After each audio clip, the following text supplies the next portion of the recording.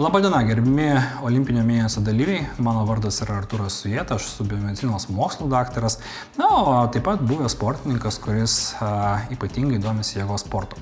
Ir šiandien papasakosiu apie, rodos, labai smulkės maisto medžiagas, kurios turi didžiulę reikšmę mūsų sveikatai ir be abejo sportiniams rezultatams. Visų pirma, tai yra vitaminai, kuriuos galime padalinti į dvi grupės. Tai yra tirpūs vandenyje, B grupės vitaminai, ir tirpūs riebaluose, tai yra D, A, E ir K vitaminas.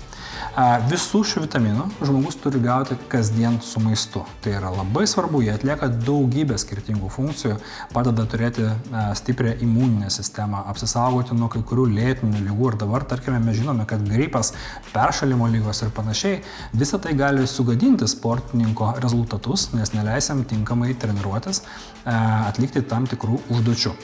Ir šioje vietoje prisiminkite, B grupės vitaminai ir, sakykime, C vitaminas, jų yra gausu įvairiose citrusiniuose vaisiuose, tarkime, ar apelsinas, ar citrina, ar kivis, kuris gali būti net naudingesnis negu tradicinis obuolys, kai kuriais atvejais, yra puikus šių vitaminų šaltinis. Toliau mes galime kalbėti apie A vitaminą, E vitaminą ir K vitaminą. Jos galime rasti maiste, kuriame yra riebalų, tai gali būti vėlgi riebi žuvis, mėsa, gali būti ir riešutai, gali būti avokadai, gali būti augalinės kilmės, kiti aliejai, ant ko mes gaminame dažniausiai savo pietus, pusryčius ir vakarienę. Ir žinoma, paskutinis tirpus riebaluose vitaminas, tai yra vitaminas D. Kas yra įdomu, kalbant apie vitaminą D, mes jo šiek tiek gauname su pieno produktais. Dažniausiai pakankamai D vitamino norintiems gauti žmonėms reikia pabūti šiek tiek saulėje. Todėl be maisto prisiminkite, kad buvimas lauke 25-30 minučių, kai yra geras oras, šviečia saulė, o Lietuvoje dabar net ir rudenį yra puikus oras labai dažnai, leidžia mums apsirūpinti D vitamino dienos normą. Kita svarbi grupė maisto medžiagų, tai yra, sakykime, mineralai.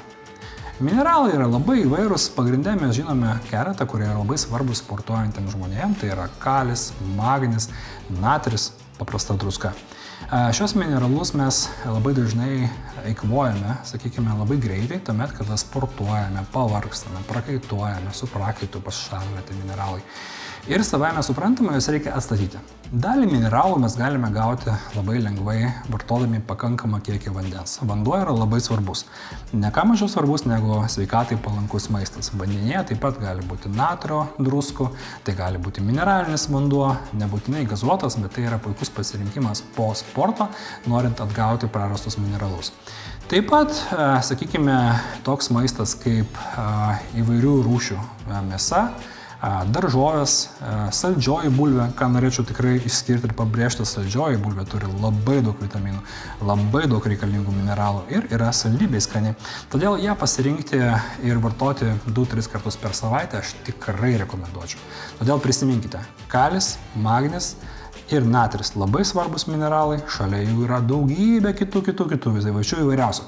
Bet visus juos galime rasti įvairiame maiste, todėl maitinkitės įvairiai, venkite monotonijos, apribokite cukraus vartojimą, saldžių produktų vartojimą, gazuotų gėrimų su cukrumi vartojimą, nes jie duos jums nereikalingų kalorijų ir neduos praktiškai jokios maistinės vertės. Tada susirgsite, o jeigu susirgsite, teks praleisti treniruotis. Tai dar kartą noriu palinkėti visiems, sportuokite atsakingai, valgykite sveikatai palankų maistą ir nesirkite.